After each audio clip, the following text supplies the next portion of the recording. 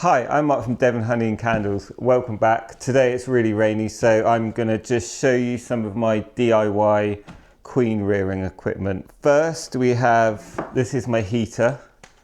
It's a 40 watt little straight oil heater.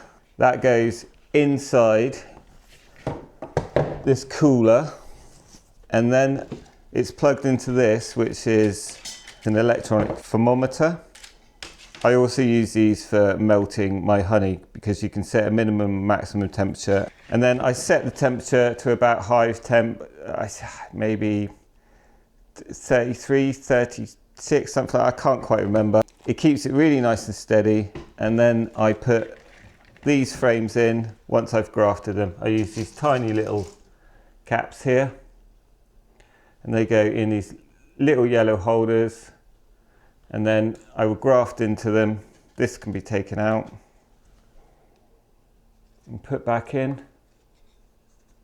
I've got a couple of grafting videos from last year, but I haven't done one yet. I won't be grafting to at least May the 1st, probably later. It depends. I only need a few queens this year, so I'm going to try and make the queens I have at the best possible time. I want it nice and warm, lots of drones around, big healthy colonies, so I can make some nice queens.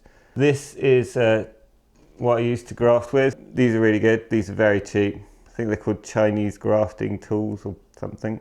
Keep them warm, slide it into the comb, and they come out quite easily. Again, got a video on that. And then I'll put them in my starter finisher, which will be probably just a nuke, and it will be a packed nuke. I'll have taken the queen out. I'll try to use the same sort of bees in the nuke as I am grafting. So if they're buckfasty, I will put them in a buckfasty starter finisher. And that's better. I know probably I should pack a big hive with even more bees, but I do find a packed nuke, if you're only making 20 cells maybe once, then that's pretty good. You can definitely do it with that. Once they're all capped, I will bring them indoors. I will put one of these over.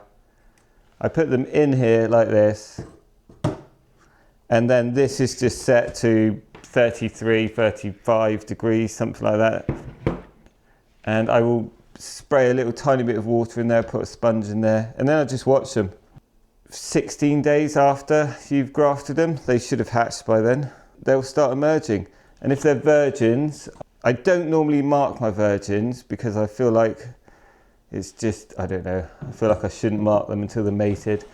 I will put them out into these hives, which are my sort of mating nukes. They're free frame nukes. I made these free frame nukes a few years ago, and I will get one frame and then one undrawn out frame, and then shake the bees in there, and then later I will bring another frame, not that same day, but I'll let all the bees return, and then I'll come back and I will slide another frame of resources in.